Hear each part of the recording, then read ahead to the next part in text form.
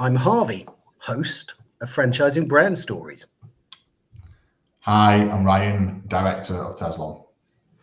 Fantastic. Well, look, welcome to Franchising Brand Stories. This is the show where we get under the hat of some of the top brands in the UK and in the world.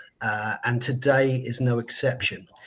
This is the show where we hear the stories behind the brands that you know and the brands that you don't know. So if you're looking at getting into franchising and you want to know what is going on behind the scenes, who people really are, what people's values are, then this is a show where hopefully you can see that. Now, it's a live format. We're live on various platforms. So if you are here on June the 19th, 2024, between 5:15 for about 50 minutes, we're live. And you can put a comment and we can show it, just like I'm going to do right now. Look at that. So if you are here, please say hello, ask any questions you would like to, and we are going to be loving to hear your comments.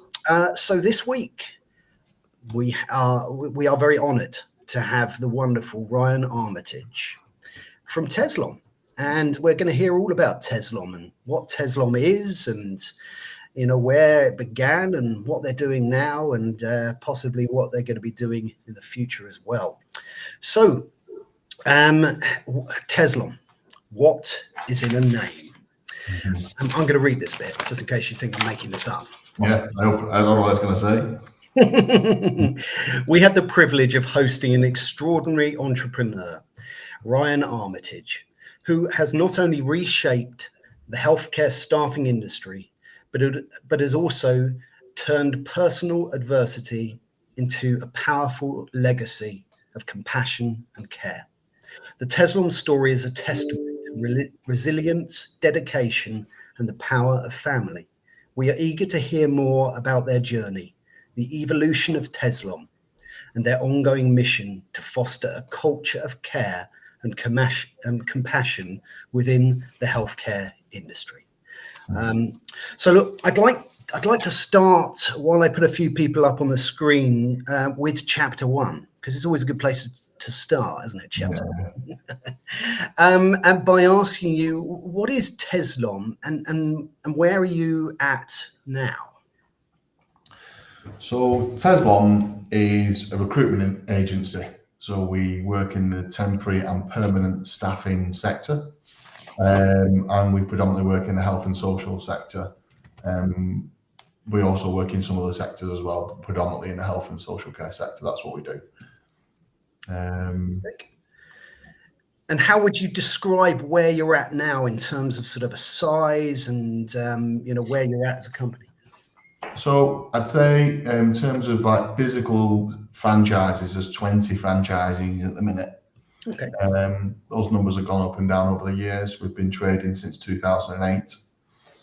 And we've got a head office, or whatever you want to call it, the pilot, which is a reasonable size office. Currently sitting with about 15 staff at the head office, and roughly about 20 franchisees, and that's what it is really. Fantastic. That's great. Well, look, a fabulous introduction to Tezlom, and people can really understand exactly what it is, first of all, because it's not necessarily obvious in the name. Where did the name come from, actually? I'm going to ask that. It was originally started by my mum, the business, back in 2008. We were called 24/7 Professional Health. And my dad joined the business very shortly after. He'd been a previous franchise business as well, and he joined very shortly afterwards, and they franchised that in 2010. It was called 24/7 Professional Health. I think the words were just in the name of what it did, 24/7 delivering professional health, which is great. And I think back then it didn't really, brand wasn't as really strong back then. I joined the business subsequently in about 2012. I'd set up a health education recruitment agency, and this is a longer story, but with a family friend. and I just started franchising that. But my mum rang me. Well, it was actually my dad rang me in September 2012 and said that he'd just been diagnosed with bowel cancer, and it was pretty tough, as you can imagine. And mum said to me, "Would you please come in the business and give your part of your other business to what was my auntie at the time, and bring over what I'd specialised in children's services over to 24/7 professional health, because they predominantly worked just in the adult sector." So, because my dad needed cancer treatment, a lot of it, and he was never going to be back in the business again. So I did leave education appointments with my auntie Sue. I joined 24/7 professional health, and so did my brother. My brother was a little bit younger than me, and he was selling cars at an old garage that I used to sell cars at. And he joined, and we kind of grew the business from there. I got thrown in the deep end a little bit with franchising, learned some lessons there quite quickly. And we grew the business. We took off. We were a pretty big business. And since then, my dad never stepped back in the doors of the business, really. He developed, he beat cancer, and mum would shout at me, but I can't remember what year, but let's say it was 2014, 2016. He beat cancer, but unfortunately got diagnosed with Parkinson's and then developed dementia. He had Parkinson's dementia for quite a few years, unfortunately, and then passed away. I think it was May year before last. He passed away, Dad. Oh, I'm sorry. Yeah, he was never back in the business. But Tom, my brother, about 2016, got a pretty nasty drug addiction to cocaine, and also suffered quite a lot of mental health problems around that, anything you do with an addiction. And so, yeah, we went through that for quite a few years, me and Tom, trying to find a way through that. And then one day, I got him, one day he decided to take his own life. So he took his own life back in October 2018. And that was quite a bit of a turn of events, to be honest with you. And me and mum made a decision commercially to carry on the business and work through these things. And we rebranded the business.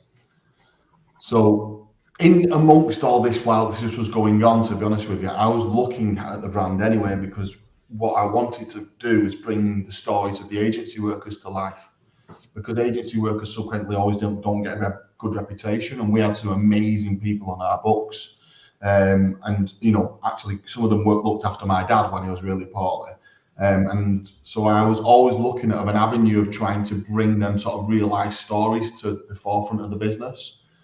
So we were looking at social media, looking at video, looking at photography, looking at blogs, podcasts, and I was kind of already in them depths of this whilst I was going through this with my brother. So at the same time we did that, when Tom took his life, we were talking to a branding agency, and we worked together with them, and we rebranded the business. And when I did the rebrand, I wanted to make sure that Tezlom could do what it wanted in the future. It didn't have to stay in healthcare recruitment. It could buy hospitals, it could buy nursing homes, it could be domiciliary, it could do what it wanted, it could work in multiple sectors. It didn't need to just be in professional healthcare. So we rebranded the business. So it tracked, Tezlom, we were a traditional recruitment agency, shirts and ties, suits, magnolia walls, leaderboards, ringing bells, targets, all that sort of stuff. Well, we never really had it as bad as that, because me and Tom never wanted it like that, but we were that traditional sense. But yeah, so to get to Tezlom, it stands for transparency, equality, zealous, loyalty, organic, and motivation. They're our brand pillars, and every letter has a meaning behind it, and it's all in our brand Bible on our website. But the heart is a location marker, and our strapline is finding places for people that care. And in the previous logo, we used to have a love heart as well. But my brother was called Tom, and my dad was called Les. Okay. Yeah. So my brother's name. So to me, it's miles more than a business. It's my purpose. It's my legacy, and it's a lot more depth to some people's thought up on the back of a fag packet names. Or yeah, so it's a lot more to me than it means to anyone else. Unfortunately, sometimes I don't know if it's a trigger written on the wall all the time either, but that's a different story for another time. Yeah. Thank you so much for sharing such a personal and frank story there. And it's really important, because I know you relatively well, and you always come across as such a caring person, and also somebody who's really honest with their emotions, and that comes across. So thank you so much for sharing a touching story behind a powerful name. And it's important for people to hear that, and particularly from you. So thank you. Let's have a look at who's here today before we press ahead. So we have the wonderful Sanjay. Sanjay's a lovely chat, regular on this and our sister show, the franchise show. We have the ever wise Simon Wise, partner on this, good friend of mine. Heads up FranRec, and will help all of us budding franchisors help us find some lovely stuff. So great to have you with us. We have Katrina Newman. Fantastic to have you here. Thanks for joining us. And Katrina's put hello Ryan and Harvey and other franchise friends too. Now we've got somebody new here. Neil Lloyd, connector, speaker, and podcaster. Fantastic. Great to have you with us. Looking forward to hearing your thoughts. Got someone next that you might know. It's great to have you here, Gemma. Gemma works, of course, with Ryan. So fantastic to have you here, and looking forward to hearing your thoughts. I'm sure you'll have a few as we go along. We've got Johnny Joseph from Los Angeles, regular on the show, a franchise auditor. So great to have you here. We've got a little bit of a meatier comment here. So we might go back to that once we've recognized everybody else's that is here. We have Emily Price, who's got hi Ryan and Harvey, looking forward to this one. Well, I'm looking forward to this one too. We've got Liam, guest last week. Great to have you here, Liam. And it was fantastic to hear your story last week. Sanjay's coming back with a good comment. We will go back to that as well. We have a couple more people. Kay Lou Haskins has put hi guys, new to the show. So great to have you here. And finally, on the list, I think, we've got Vaughan Maiden. Looking forward to this, Ryan. So great to have you all here. Really looking forward to hearing your thoughts, your comments, and your questions. And we've sort of almost gone into chapter 2 already, actually, which is fantastic. If you've just joined us, this is Franchising Brand Stories. And today we are hearing, I'm going to do it again, what's under the hat of Tezlom with the wonderful Ryan Armitage. And we've just heard an incredible story just even behind the name. So when I said in that introduction, what's in a name, listen to the beginning of this because there's a lot in this name. So, but we are going to get to chapter 2. And chapter 2 is really us going back in time and going back to the beginning.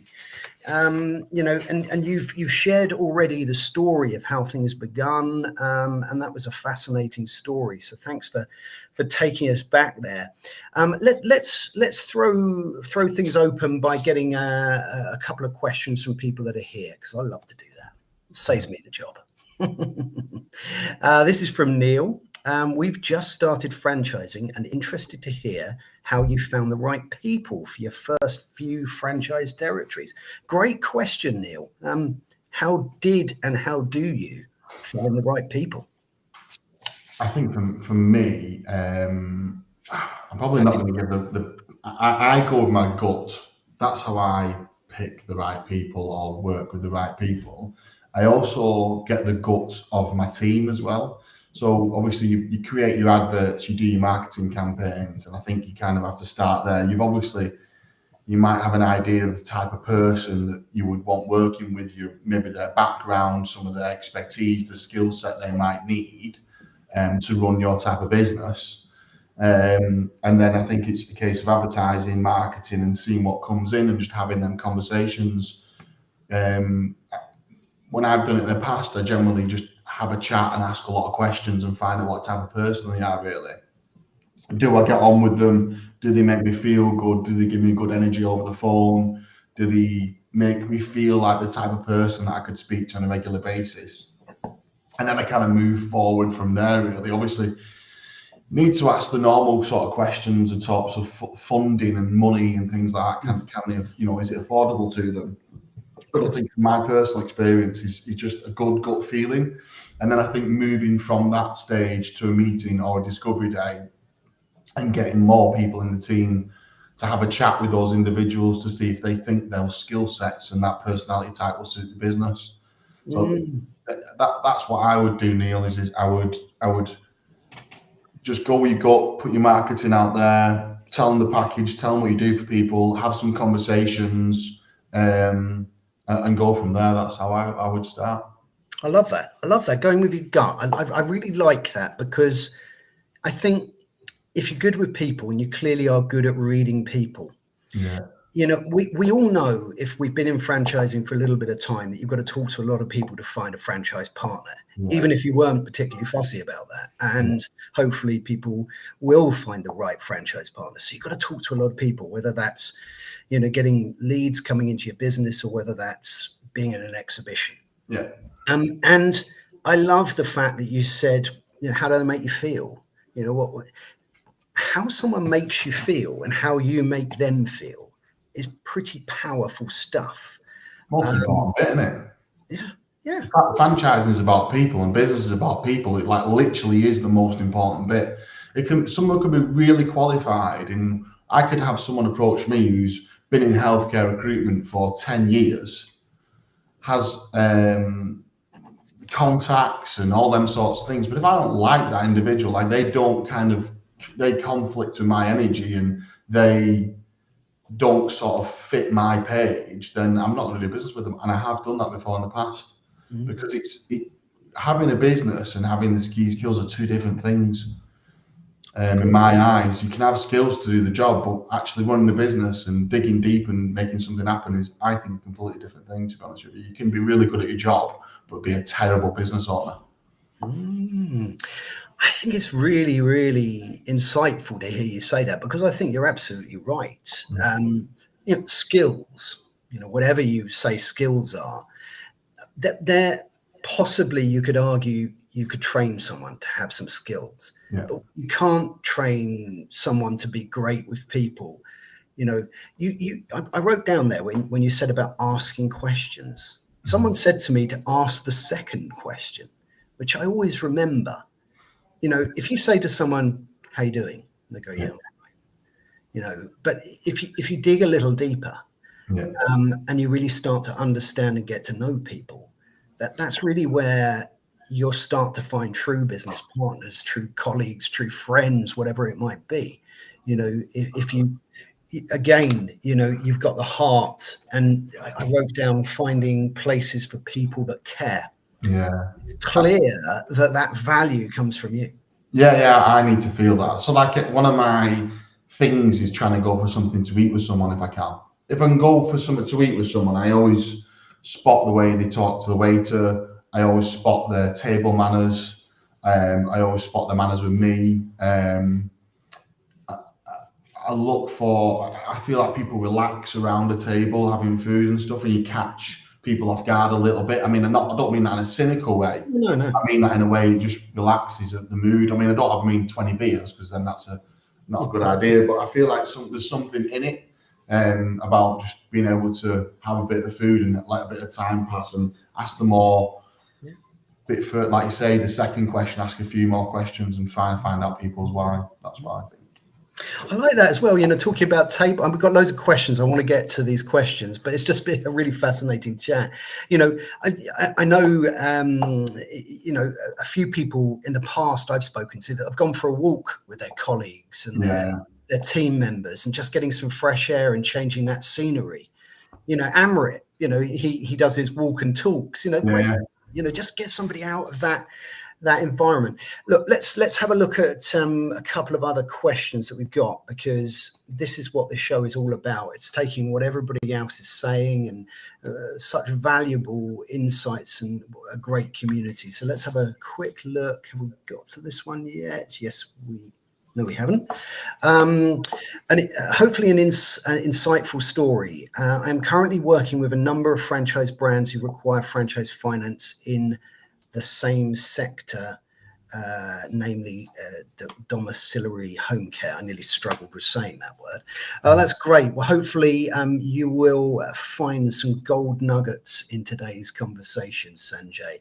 Let's have a little look at Emily. Emily has put, you are an example of someone that has found a deep purpose, a vision, and this business represents that. Can you share how you dug deep to create a strong framework and meaningful community within your network? That's a great question, and you absolutely are that. And I think it must be hard, because I think it just comes naturally. It's come from a powerful story, and it's come from a true story that's so close to your heart. You couldn't be anything other. But how do you tackle that question? I knew Emily was going to give me a difficult question. You should be smiling watching this. Yeah, I think when we rebranded, I was going through such a massive change dramatically myself.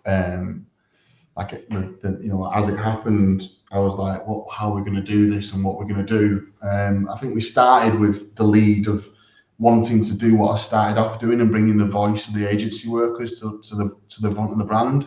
If you check our YouTube channel, you'll check there's loads and loads and loads of videos of people sharing their stories as an agency worker. And we work with some of the biggest companies in the country. And I wanted people to know who they're kind of working alongside, and I'm just rewarding those individuals for doing a great job by getting on a local level with them and find out a bit more about them. And it's really nice to hear what they've done in the past and how they've got there. It's really interesting to find out why someone does agency work. That's where I started with it, and then also we rolled out across the company, across every franchisee. So we did a big project of going around every franchise office, asking them to get feedback from their clients about the people, that the agency workers they've got going into their establishment. So it was a big project, and then we went around the country and spoke to each franchisee and got their stories of all their agency workers, and kind of started there really. I mean, the first bit of the work was to do the rebrand, and that was where I went down to each individual franchise and spoke to them about why we're going to do what we're going to do, how we're going to do it. So yeah, that's how it went, and that's how it kind of went from there, really, creating that bond. That's fantastic. Yeah. I love what you say about the agency workers. My wife worked in care. She works in a doctor's surgery now, but she worked in care for many years, both directly and as agency staff. And you've identified some things that I've got personal experience of that she went through when she was, to not feel part of that team perhaps when you come in as agency staff. And there's a lot of challenges, and there's some fantastic people that work in that sector. And what I'm going to do, I haven't got it here yet, but we will put in the notes of today's episode the link to your YouTube channel that shows some of those stories, because I think it's really powerful and really important for people to see those. So I think it's a wonderful thing to do, and we will definitely put that link in the comments. The biggest bit with us is because agency workers are generally people who kind of need that flexibility and that emergency kind of work on a weekly basis, but they don't always get the same rewards as a permanent full-time employee would.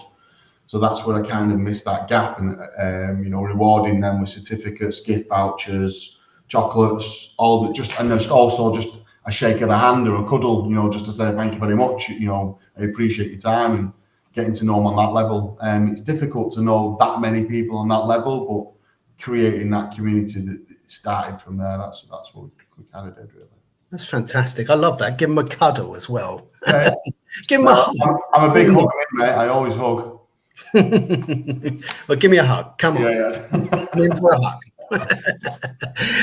Look, we got some fantastic comments here, and I'm captivated by your story myself. So thank you so much again. If you have just joined us today, this is Franchising Brand Stories, and we are talking with Ryan Armitage about the wonderful Tezlom and the story behind that. So it's fantastic to hear that. And here's Darren, and he's put, Harvey, I need a hat like that, mate. Well, yes, of course, the hat. You wouldn't hear what's under the hat if it wasn't for the hat. Just tuned in and I've missed the start. Well, look, Darren, you will be able to see the replay of this. If you just click the link after this show, it'll take you right back to the beginning, like a time machine, it will. So great to have you here. Let's take a comment here from Simon. And Simon's put, what skills and experience, we've touched on this a little bit, do franchisees need to succeed in your franchise? Now, you've spoken there about the fact that it's a gut feel, but what type of people do you have in your network? You know, is it varied?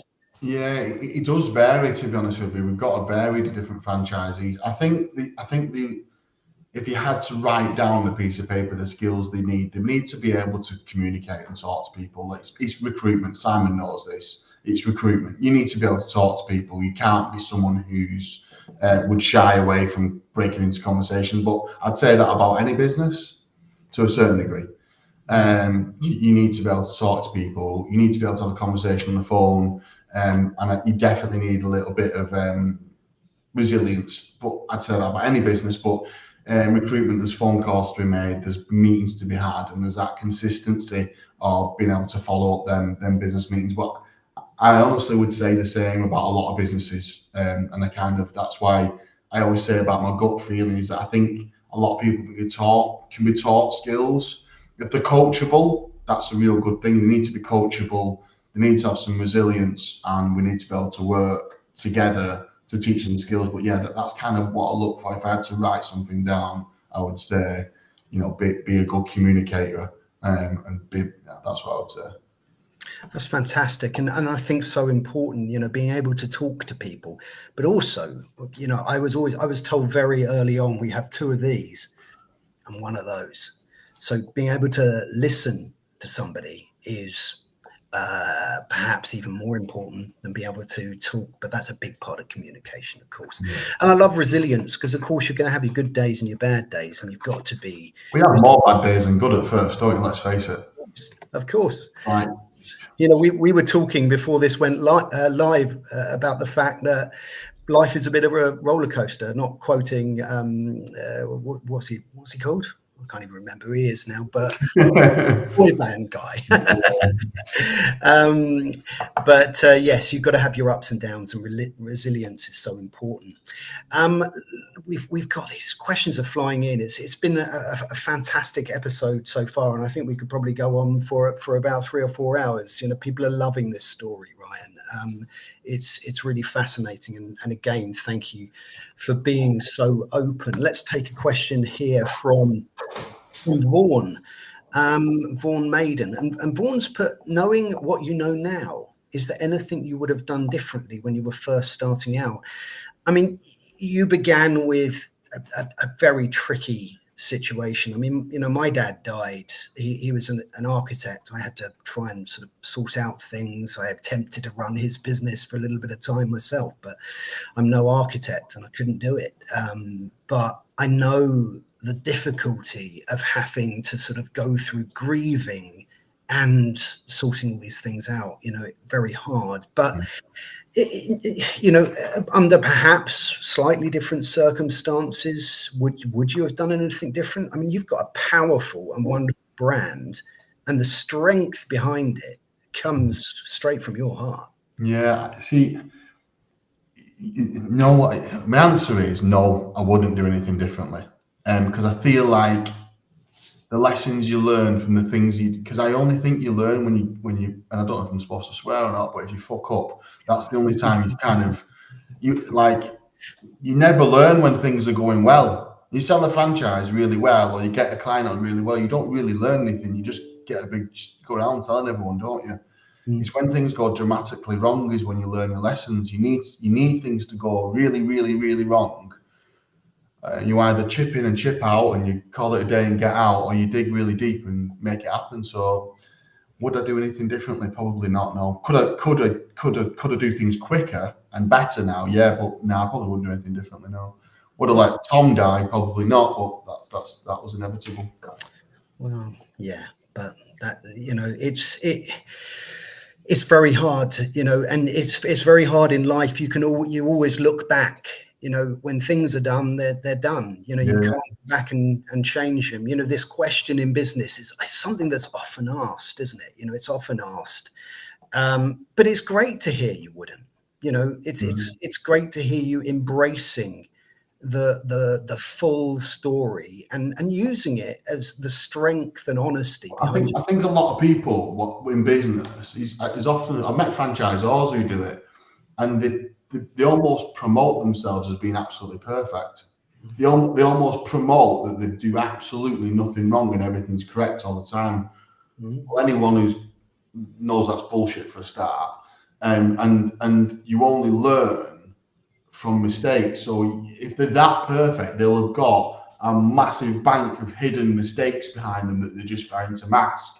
And I think sometimes being open about the challenges you've been through and gone through, it's no longer, I don't see it as a weakness, because if I tell you that, you know, some of the things I went through, you might think at first, bloody hell, that's a lot, but then you think, well, you know, it must be quite strong to get through those things. So I always think that, you know, painting a perfect picture is a lot of shit to me. I completely agree. And, you know, getting things wrong and it is definitely not weakness. You know, it's strength, it's resilience. And it sits so well in franchising. In franchising, as a franchisee, what you are buying is you're buying time, because any passionate entrepreneur can start a business, grow a business, run a business, if they've got enough time, enough money, enough resilience, all these other things, right? But often people fall at the first or the 10th or the 100th hurdle, right? And you're also buying somebody else's mistakes. Yeah, that's the biggest. Yeah, every single franchise business out there is wherever they're at because they've made hundreds of mistakes. Yeah. And every mistake they've learned, done it a different way. And that's what you're buying. Look at the ops manual, right? Your ops manual should change every month because you should be fixing things every month. You should have a new ops manual every month because you've fixed problems every month, and then that should change. So if you're not doing that, you're probably in a very stagnant business because you should be making mistakes and thinking, right, okay, that's crap now. We've changed that. We're moving forward to the next thing. That's what I personally think. Yeah, absolutely. You're right. I must mention our lovely sponsor, Penny Hopkinson, actually, because if you're looking at ops manuals, she's your lady. So please reach out to her if you are. And talking of lovely sponsors, I would like to formally announce, perhaps I should have done it at the beginning, but there you go. It's live, isn't it? But I'd like to formally announce we have a new media partner. And it's Elite Franchise. Everyone knows Elite Franchise with the Elite Franchise Awards. And as you can see by the lovely banner spinning across the bottom at the moment, that the awards, the nomination process is beginning on the 1st of August. So you can get your applications in. And we had a conversation yesterday with Scott English about celebrating franchise success, and that's so important. So you know, please check that out when you can. Let's have a little look at what else we've got in here. Let's look at a question here from Simon, and Simon's put, what does the franchisee prospect journey look like? So this is the, you know, obviously from the point you meet someone, have a quick chat to them, take them out, you know, for dinner, see how polite they are with the knives and forks. Yeah. But you know, what does that journey look like for someone, and how long does that take?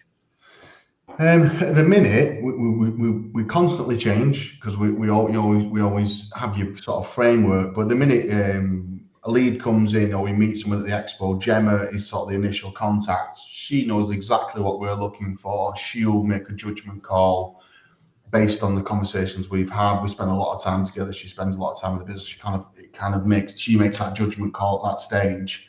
Then she'll set up a Zoom call with me and her and the prospect, and we'll go through the business, how they're going to get there, what's their why, what's their end game look like, and then we'll meet up with them face to face. And again, it's that, what do they present themselves like, how smart they are, what do they appear like, how do they treat other people, what's their manners like, all them sort of things. If that goes well, at that point, then we'll introduce them to NGI Finance, who we work with, to talk about finances and funding if they need that. At the same time, we'll give them some franchisees to speak to. We'll usually just pick a handful of franchisees, but we do give them all the numbers throughout the stage, but usually pick of like some new franchisees and some aged franchisees to speak to. And then that's then parallel going on, and we book the discovery day at that point. So they speak to the franchisees, they speak to NGI Finance. That's successful, generally is. They come up the night before. We make sure they come up the night before. They start work here at 9 o'clock and they work within the business. So they pick the phones up, they get to know the team, they're making coffees, they're sending emails, they're covering shifts. They are doing the job. They actually do the job. And then that lasts most of the day to about 3 o'clock. And what happens is they'll spend a bit of time with each individual who they'll be working with, the support team, doing that. And then at the same time, they're kind of getting a feel for the business. My support team are getting a feel for them, and they're looking out for some key things as well. Can they send emails? Can they work a CRM? Can they pick the phone up? How hesitant are they to do things? How do they treat each other? Have they got good manners? All them morals, all them ethics we're looking for. Why are they in it? You know, that we're looking for all them things. Where's their moral compass at? And then when we get to the end of the day, we shake hands, and generally at that stage, people kind of want to leave a deposit at that point, and we'll give them all the details to do that. And then we have a bit of a cool-off day, and we have a meeting about how we thought they were, and if they're any good, and what we think they are. And if they are good at that point, we pass them on to something that's relatively new, to be honest with you. It's called the Tezlom Journal, which is basically a business plan, but with a bit more fluff around it, if that's the right word. But it's a bit more like, how are they going to do it, and who's involved, and their thought processes behind it. And then at that stage, we award the franchise if they pass that bit, and that's it really, in a nutshell. That's how we do it. So do you have territories? Is that how it works? Yeah, territories. We give quite big territories, and I'm sure people might criticise us on that. But at the minute, we give quite big territories, and it seems to work quite well because we want quite big franchises. So that's how we work it. Sure. You've said it a few times, and I really picked up on this, and I really like it. You know, you said you look at how they treat other people when they're working in the office. Yeah. You know, do they perhaps offer to make the drinks for everybody, or do they just sort of wander off and make the drink? My biggest things in life is integrity, morals, manners. Like, if you haven't got them, you're not that type of person. It's really interesting, and you can pick up these things when you say about going out for a meal. You know, how do they door first, and what do they look like, and how do they conduct themselves? How do they dress? How are they eating? You know, but also how are they treating someone like, you know, the wonderful people who, you know, I worked in that industry. I was a chef many years ago, and waiter, and all those sorts of things. You know, and you know, you want to treat everybody in your life and everybody you meet with respect, complete respect, you know. And it's really interesting to see how and great to see how important those elements are, because if you get people that are at the top of their organizations, then you get people when they're looking for staff, you get staff who understand about how to treat everybody with dignity and respect.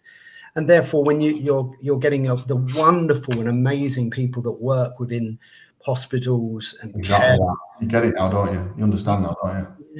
Yeah, I do. It's like when people go to a restaurant, they disassociate that person of being a human being all of a sudden because they're sat down being served. And if I spot that they do that, it's a big red flag for me. Yeah. So it's really interesting to hear, how you do it. And I think it's a great way of doing it, because they're relaxed, they're being them, hopefully, and that's where you get to know who they are. Because at the minute they're doing a presentation to me, they're making me look the best person. It's the bits in between that you're looking for. The bits, actually, I'm gonna. Someone reminded me of what someone said to me, and what was it? It's the gaps between the words where you learn the most, or something like that. It was some really wise stuff, but it's those pauses, those moments. Like you say, if you invite someone in for a job interview, they're on guard, they're formal, it's pre-planned, but like you say, in that other setting, you pick up on all sorts of other nuances that you just wouldn't get. So I love that. Sorry, again, I've been really taken with this story, and thank you so much for sharing. I think that, because I know you well, I think that we've just got such a fantastic story here. It's been a real pleasure to talk to you today. And people are putting comments here, and I must get to them. I've just been fascinated myself. So let's have a look at one from. Maybe you can pick one. You can see them, can't you? Yeah, Emily's put something else underneath there. There's no doubt. Let me read it, because I've got to do something apart from wearing a hat. There is no doubt you live and breathe the Tezlom brand. How do you communicate and encourage your network to do this? I mean, we've touched on this a lot. Yeah, it starts from the very beginning. It starts from them initial phone calls, creating that relationship with them, and getting trained by the team, because it's a culture, isn't it? It's more than a culture. It's like a tribe of people that are in this cult called Tezlom, and they all live and breathe it, and they all know exactly how they feel when they're here, and they all have the same disciplines as me. They all feel it. It's not something that. It's not just a logo and a badge. I think a lot of brands stick a logo on something, and they think that person becomes that logo, or they become that brand. It's much deeper than that. The team that we work with are exactly the same without any logos on in any environment. So it's you can stick as many fancy logos and stuff as you want until you get to the underbelly of the people and get to know each other and go through some hardship together and go through some successes together and share journeys and get to know each other really well and go through that. So when you're taking franchise partners on that journey with you, we kind of go on that same thing with the franchise partners. We live and breathe the encouragement through the network and communicate it, so they get to feel part of it and live and breathe the brand. It doesn't need to have a logo anywhere. We put the logos on stuff, don't get me wrong, we cover everything in it, but they become part of a cult. Absolutely, yeah. And you know what, a logo should encapsulate something you feel, right?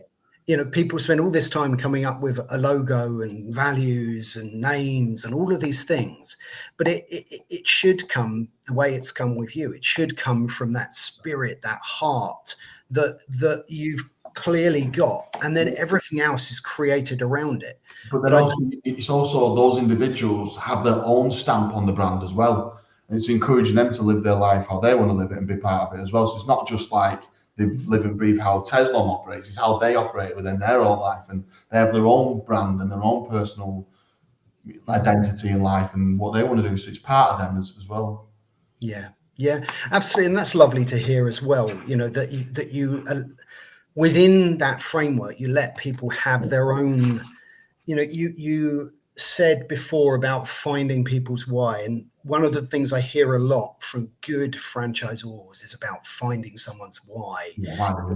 What's their dream? What's their thoughts? How do they see it? What makes them happy? Because having happy, successful franchisees, and the great John T. Hewitt said that to me. He successfully signed up 5,000 franchisees in his 54 years. Wow. And he said the secret was happy, successful franchisees. Very nuanced, of course, to get there. But I love the simplicity of that being the ingredients to success. and you clearly live and breathe it. I mean, today has really flown by for me. It's been such, I think, and I haven't said this before, but I think we need to have a part 2 of this story, because we've got so many fantastic questions. And as I say, I could carry on talking to you. You know, it just feels like I'm down the pub with my friends. So, it's, you know, it's been a great conversation. And yeah, I just said the same thing, Emily. I love that you embrace individuality in your network. Yeah, so do I. We are very close to wanting to move on to chapter 3, but let's have a quick look at what Natalie has put. It sounds like you have a close relationship with new franchisees when they join Tezlom. How do you maintain those relationships as your business grows? Or does their relationship move to working with your support team? This is a great question, actually, and I think we will touch on this, because what you appear to offer to me is such a personal thing. It's, you know, it's giving all of you to each of them individually, depending on what they want. Is that a difficult thing to scale? But it's about boundaries. So it's about they know they wouldn't ring me about something that was an offer, you know, like something to do. We have a conversation about how to live your life, run a business. So it's about, I have a good relationship with all the franchise partners, but the conversations I have are different than some of the other support team would have, and naturally they are. But the support team also have very deep and meaningful conversations with the franchisees as well. I think we all, I would go as far to say, is have our own individual relationships with the franchise partners. Some are closer to others, some get on better than others. So yeah, I do have a relationship with franchise partners. I'll try and scale it, but yeah, it's about what do they expect from me when they call me, and I would say I'm probably not the best person to deal with this, you know, and pass it on to someone else, or I would have a very deep, you know, some person I'm talking to on a daily basis at the minute. Some people, you know, it's once a month. That's how it kind of is. So I think I guess it's them understanding why they would call you is the key to that, really. And then the support team in and around that, because we all have our better skill sets, don't we? Yeah, absolutely. And you know what, recognizing and nurturing people around you, which you clearly do, is a fantastic skill to have, because if you bring others up around you, whether they're your colleagues, your franchisees, or other people around you, if you're only ever lifting others up, then you're surrounded by like-minded people who love working with you. And look, there you go. There's an example in the comments right there from Gemma, who's put, so proud to work for such a brand. So a great way to end. We're also going to put up the fact that Scott has been here. Had the pleasure of speaking to Scott yesterday from our now wonderful partners, media partners. So look, we are going to move on now to chapter 3. If you have just joined us, this is Franchising Brand Stories, and we've been hearing the story behind Tezlom today with the wonderful Ryan Armitage, who has shared a fantastic story today, and it's been an absolute honor and privilege to talk to him and to hear that. If you want to catch the episode, we will be doing various things to help you catch the replay of that, so please look at that when you can. So we'll move on to chapter 3, which is all about the future. So this is where you give us the Franchising Brand Stories exclusive. I mean, what are your plans for the brand in the future? What have you got coming up in the months and years? I think at the minute we're kind of in a position where we've just started supplying the NHS again with agency workers, and that's just about to start. I don't know if I'm allowed to say that publicly. I think I just about am allowed to say it, but I have said it now, so yeah, whatever. So that's the next thing. We've just rolled out a new CRM system as well.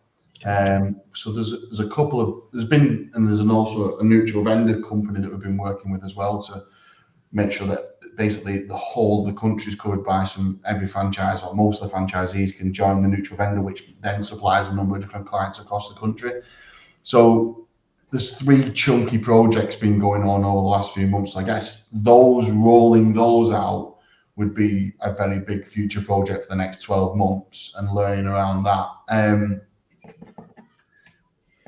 We may go into the domiciliary market as well. We're considering that. We have a franchisee who is doing that. We talked to them about it. They wanted to do it, so we supported and helped them grow. Like I said to you before, we can kind of do what we want to a certain degree. It doesn't have to stick exactly what we continually want. We can mold and move and change and stuff. So yeah, I think I'd say those three chunks of work are going to be the big next 12 months rollout, because they're not small things to roll out, they're massive.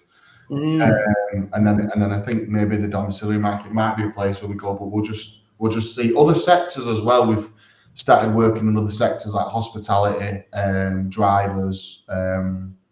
So there's other sectors there we could add on. It's just discovering which one kind of works the best and making sure the franchise partners get supported with that as we move into it. But yeah, there's other sectors bubbling away, because some of the franchise partners want to talk to us about it. And it's not listening to your franchise partners is a bit bonkers sometimes as well. So listen to them, what they can bring to the table, what their ideas are, and pushing forward with them and bring it to the network. So that kind of yeah, that's the future really, to be honest with you. Different multiple sectors, maybe dom care, rolling out some big projects. Yeah, that's it. That's fantastic. Thank you so much. And we got a Franchising Brand Stories exclusive. So thank you very much for that. It all sounds really exciting stuff. Let me just put your logo back up there, because I have to do this. People think I have people doing that for me, but no, it's just little old me doing it. It's been such a great conversation. I'm just going to say a couple of things before we start to conclude. I've put up there a QR code. It's been up there for the duration. Please scan that. That takes you to Tezlom's franchise page, where you can find out more information. And also perhaps you can reach out to Ryan on LinkedIn. Is that a good place to find you, Ryan? What's the best way to get in contact with you? LinkedIn's I've got an Instagram as well, but I'd say LinkedIn's my best platform to get in touch. Fantastic. That's great. Well, look, is there anything else you'd like to leave people with that have tuned in either now, today, or in the future about Tezlom, sort of a final words about the company and any message you'd like to give anybody out there? Oh God, that's a big statement to close on. I just watch this space. At the end of the day, it's been an interesting project since we changed brand. So yeah, interesting to see what happens over the next 12 months. Might end up getting a BFA awards. We'll just see what happens, won't we? Well, hopefully I'll be there at least to watch. You can look out for him. But look, that's fantastic. Ryan, thank you so much for joining us today. It's been an incredible story. And I'd like to thank everyone who's been here today, because this show is what it is because of the people in our community. And I just want to say a big thank you to you all for being here, to putting such fantastic questions and inspiring comments there. It makes my job very easy. I've just got to sit here listening to an amazing story and wearing a silly hat. So I thank you all. You're all wonderful, and it's fantastic. I'd give you a hug if I could. Well, look, so next week, next Tuesday, we have the franchise show, our sister show. And that is on at 5:15 GMT, 12:15 EST. And we are going to discuss franchise contracts and agreement with Natalia Sports. I think that's how you pronounce. She'll correct me if I'm wrong.